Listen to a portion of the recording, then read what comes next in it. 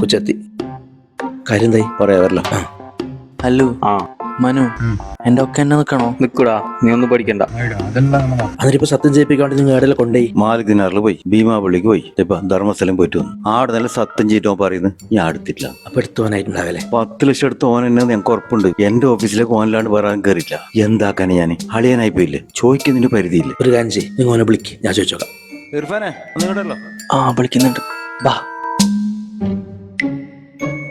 Hello Manu, ബാന്ന്. നീ നിന്നെ ഓരോ വിളിക്കുന്നത്? ഇർഫാനെ നീ വരല്ലോ, ഒരു കാര്യം ചോദിക്കാണ്ട്. എന്ത് കാര്യം? ഹലോ ബാ. നീ ഭയങ്കര നിങ്ങോട്ട് ഓർമ്മൂടിയിട്ട്. ഇർഫാനെ, അളിയന്റെ ഓഫീസിലത്തെ 10 ലക്ഷം ഉറപ്പ് നീ എടുത്തല്ലടാ? സത്യം പറയും. ഞാൻ എടുത്തിട്ടാന്ന്.